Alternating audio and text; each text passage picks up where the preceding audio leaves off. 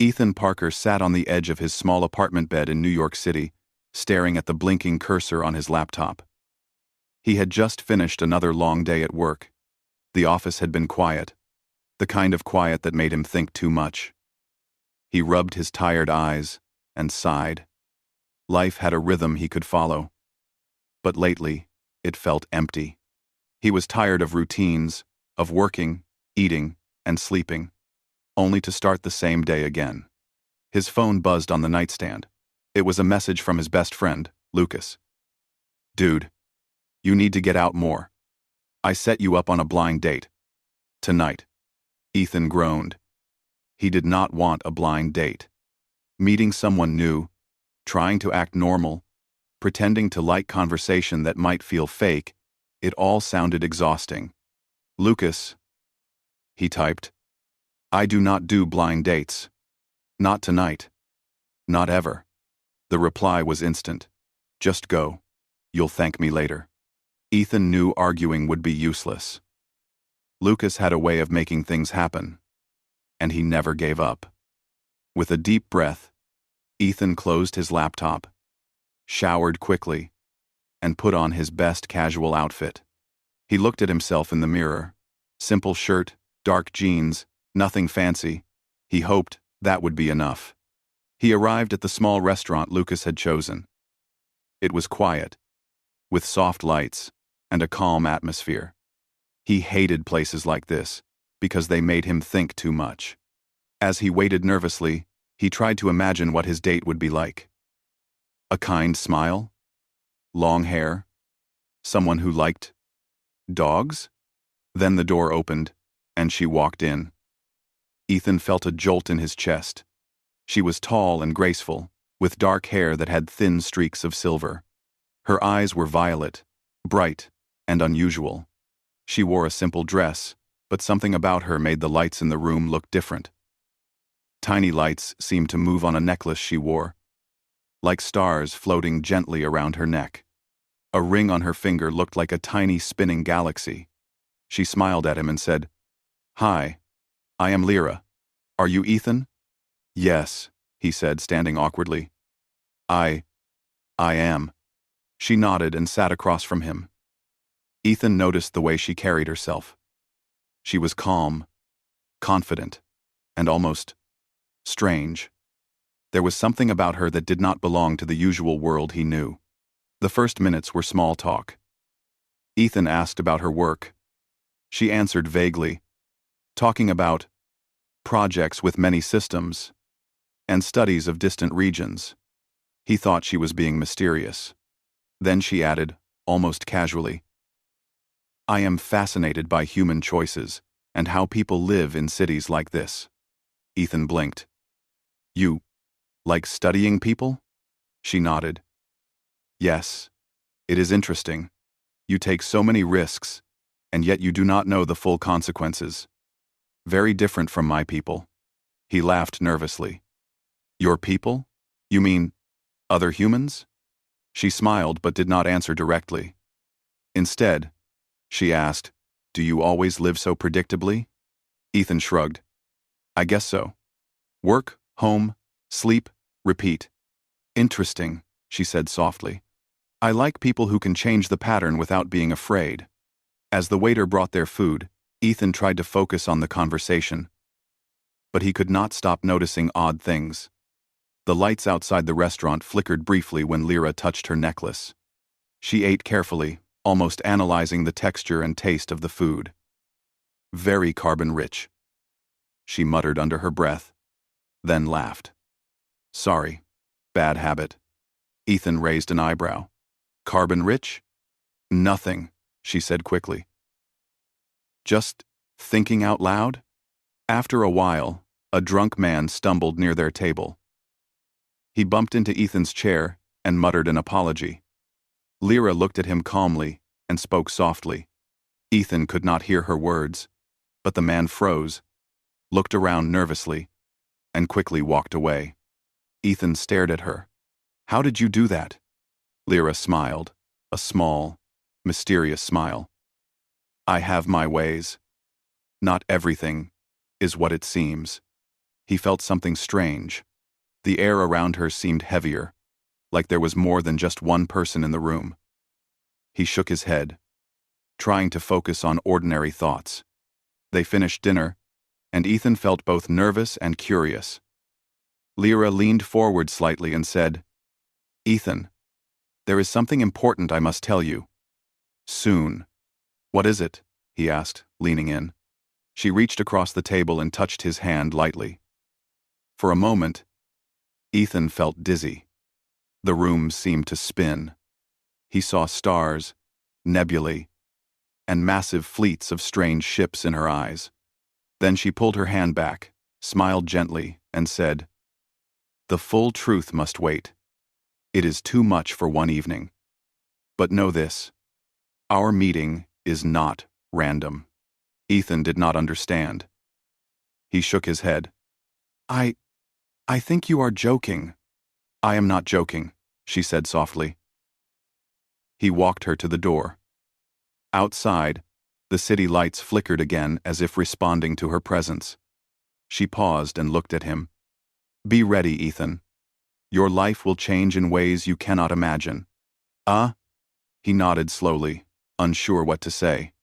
I guess I will wait." She smiled, turned, and walked away. Ethan watched her disappear into the city streets. He felt a mix of fear, excitement, and wonder.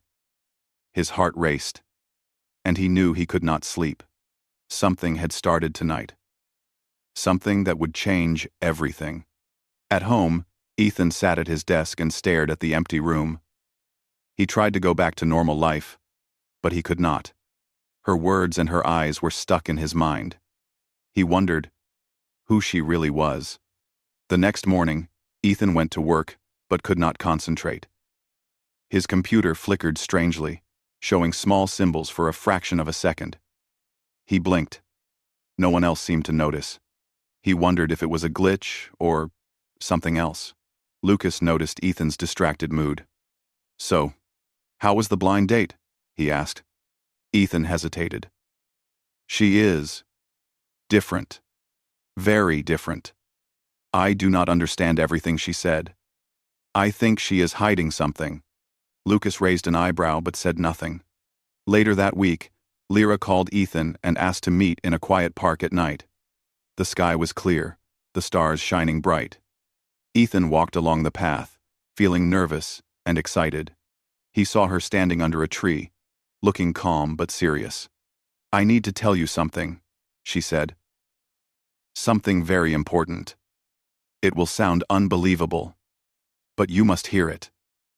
Ethan nodded. She took a deep breath. "I am not from this planet, Ethan.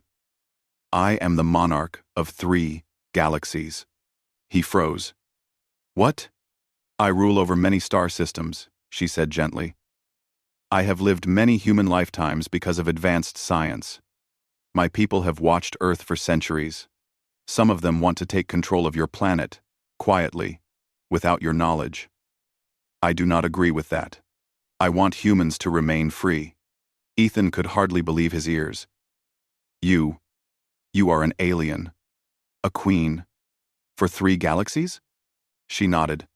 "Yes. And you were chosen.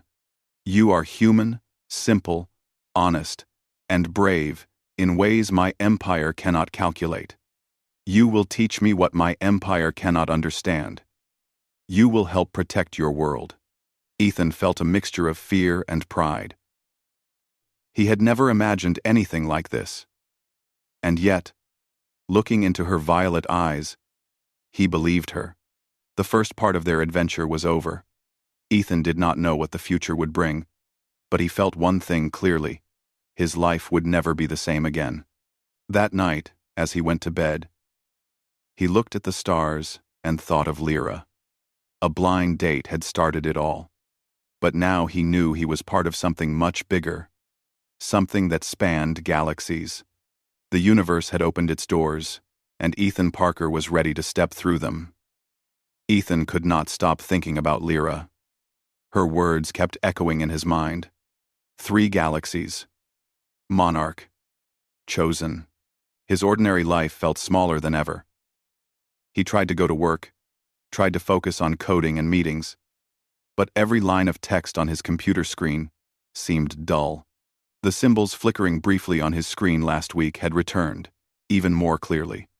Strange alien shapes and moving lights that vanished before anyone else could notice. He tried to tell Lucas about it, but his friend just laughed nervously. "Ethan, maybe you need to relax. Stop thinking so much about the girl from your blind date." 9. But Ethan knew it was more than that. He had seen something in Lyra's eyes, felt something in the air when she touched him. He could not ignore it. That evening, his phone buzzed again. A message from Lyra. "Meet me at Greenwood Park. Midnight. Alone." Ethan felt his heart race. Alone? What did she want to tell him? He packed a small bag, just in case, and headed out. The park was empty, except for the faint glow of streetlights. The air smelled of wet leaves and early winter. He saw her standing near a bench, her violet eyes catching the moonlight. "Ethan," she said, smiling softly. "Thank you for coming." "I wouldn't miss it," he said, trying to sound confident. She gestured to a quiet path through the trees. "Walk with me. I need to explain things clearly." As they walked, Lyra began slowly. "I told you, I am the monarch of 3 galaxies. That is true.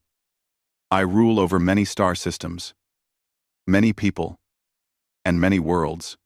My life is very long, far longer than a human life. I have lived many centuries." Ethan tried to take it in. I don't know what to say. That is incredible." She nodded. "You have every right to doubt. Humans do not usually believe in things they cannot see. But I will show you enough so that you can understand." She stopped walking and looked at him carefully. "Do you know why I chose you?" Ethan shook his head. "No. I am just a normal guy. I work at a small office. I do not know anything about ruling worlds." "That is exactly why," she said. "You are human. Ordinary humans are curious, brave, and unpredictable. My empire calculates choices and risks. But humans are different. You make decisions without knowing the outcome. You feel, you hope, and you act without instructions. That is why I needed you. 1. I. 1. Ethan swallowed hard. "Me? Really?" "Yes. You are simple, honest, and kind. You are not trained in politics or war, but you have something that my people lack. You have free will." They walked a little further. The moonlight fell on the path, and Ethan felt small under the trees, yet somehow larger, as if the world had suddenly grown. "Do you mean I am part of your empire?" he asked. "Not yet," she said. "But you will be part of a decision that can affect Earth. Some of my advisors want to control your planet without your knowledge. They think humans are too small, too fragile, too unpredictable. I disagree. I want humans to remain free. That is why I need your help." Ethan's head spun. "Wait. You are talking about Earth. You are talking about us? You want to protect us from your own people?" "Yes," she said simply.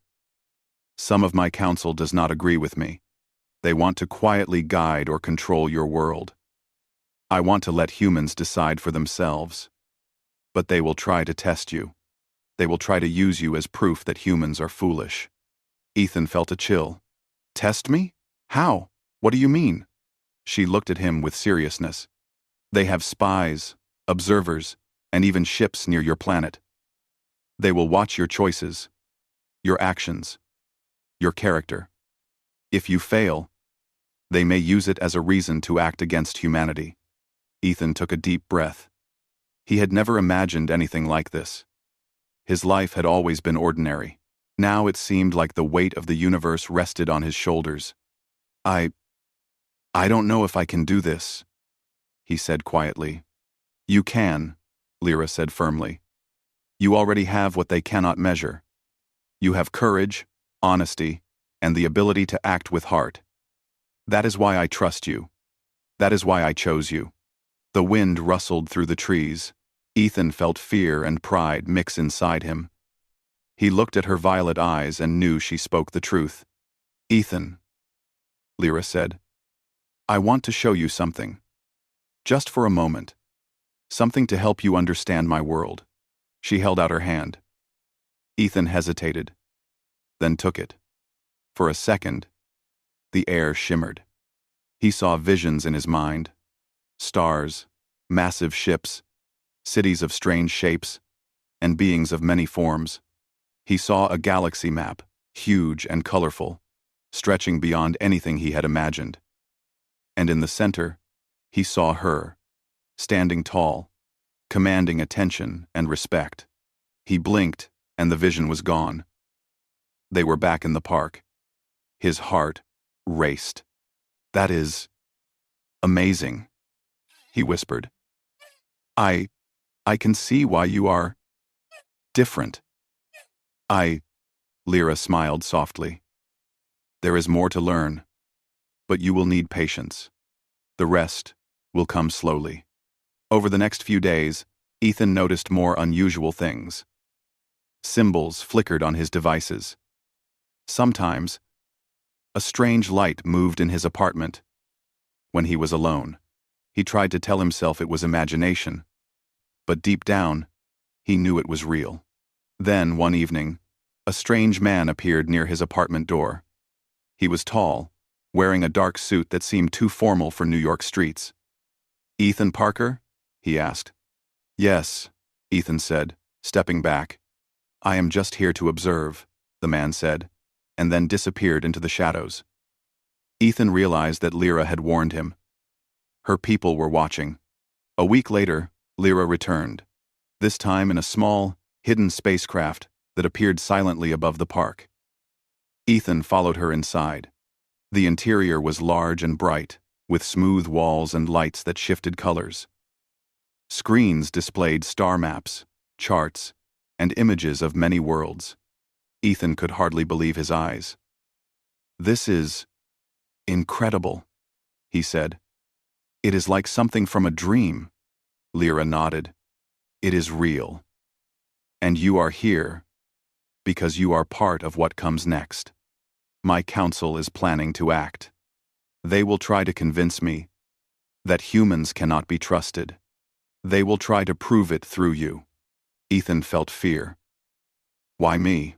Why not someone else? Because you are human, she said. And humans are different.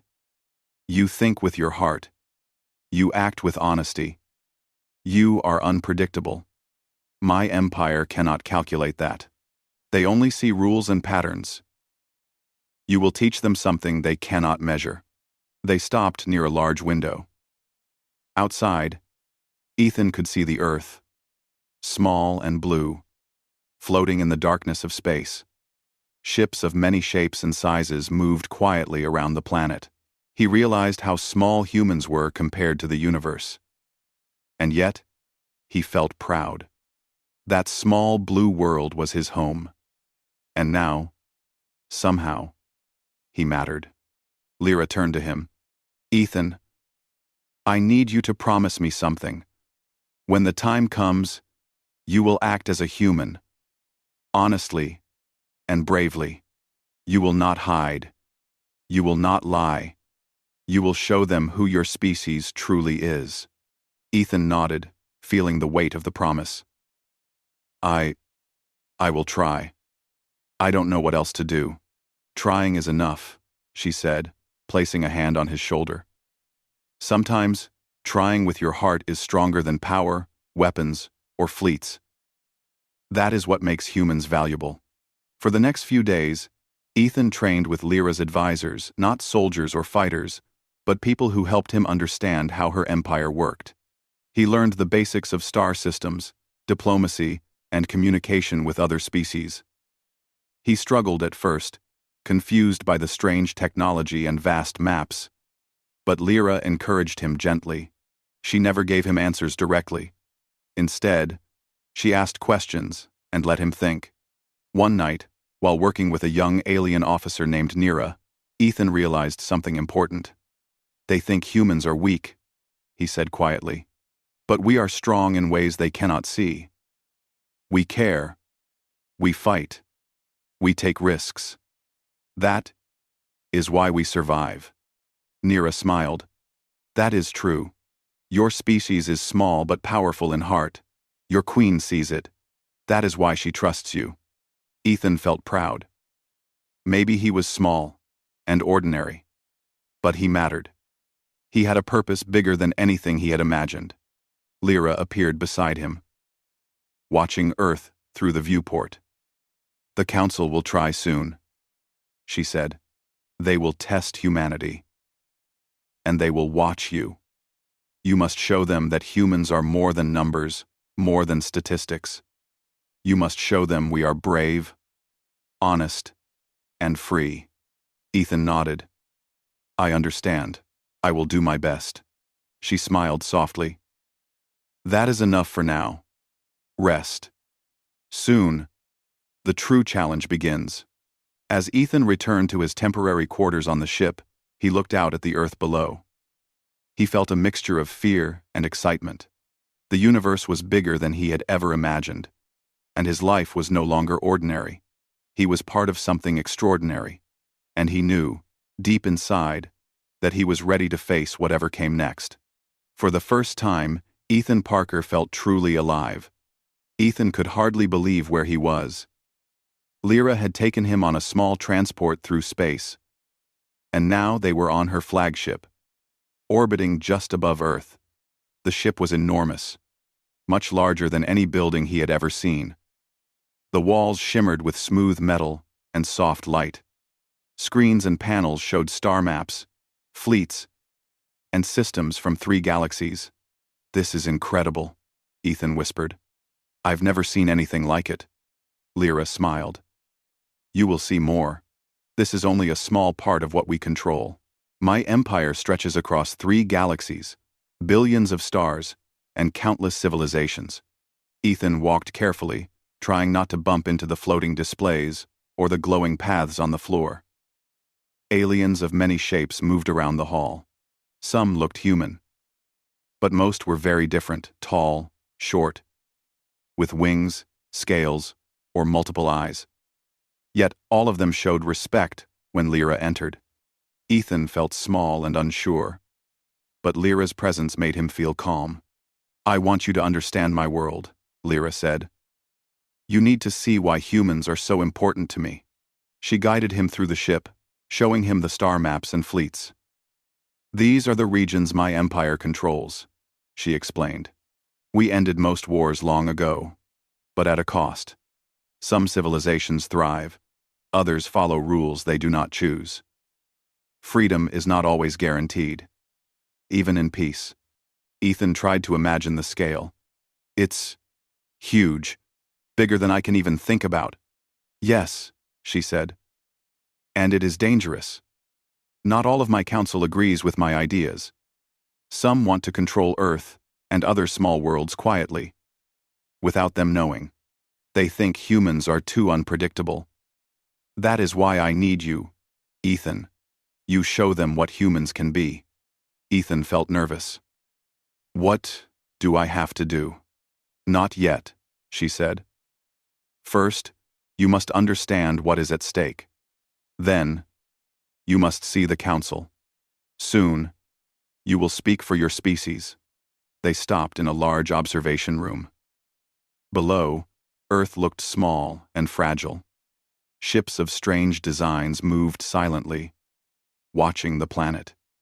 Ethan shivered. "So, they are watching us already?" Lyra nodded. "Yes. They are curious, but also suspicious. Some want to justify taking control. Others, like me, want to protect freedom. Soon, you will meet the council. They will watch you, and they will test you." Ethan swallowed hard. "Test me? How?" Through your actions, your choices, and your honesty. They will try to provoke you, to make you look foolish, or violent, or selfish. They want proof that humans are dangerous. You must show them the truth of humanity. Ethan nodded, even though fear knotted his stomach. I will try.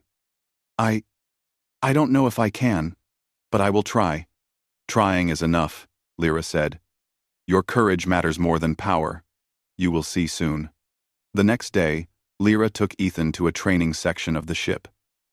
It was not a combat area, but a place to learn about the Empire, its politics, and its technology. Ethan struggled at first. The controls were alien, the maps vast and complicated. Yet, he began to notice patterns, connections, and logic behind what seemed impossible. One young alien officer, named Nira, guided him patiently. Do not worry, she said. Humans are simple, but clever. You do not need to understand everything at once. Think, step by step. Ethan liked her calm voice. I just hope I can do enough. I feel small compared to all this. You are not small, Nira said. You are important. You just do not know it yet. Over the next few days, Ethan learned about the Council. It was a group of leaders from many worlds, each representing different species and systems. They were powerful, intelligent, and very proud. Many had already decided that humans were weak and should be controlled. A few, like Lyra, believed in letting humans choose their own future. One evening, while reviewing star maps, Lyra spoke seriously. Ethan, some of the Council want to remove me as monarch. They plan to replace me with someone who will follow their orders. They will use you to justify it. If they succeed, Earth will lose its freedom. You must be careful. Ethan felt the weight of responsibility. I never thought one person could change so much. What if I fail? Then humanity may suffer, Lyra said softly. But I trust you. You are honest and brave. You will act with your heart. And that is stronger than any weapon. A few days later, a message came through the ship's communication system. An alien named Korval, one of Lyra's high-ranking admirals, had requested a private meeting. Lyra frowned. I do not trust him fully. He is ambitious and not loyal to freedom. But you must see the Council soon. Korval may try to influence events before that. Ethan felt uneasy. He had not expected to meet enemies so quickly. Enemies? Not openly, Lyra said. But they exist. They do not see humans as worthy. They will try to use you. When they arrived at the council chamber, Ethan was stunned. The hall was massive, stretching hundreds of meters. Thousands of delegates from different worlds filled the seats. Some had long wings, others had many eyes. Some glowed faintly. The air buzzed with energy. This is the council, Lyra said.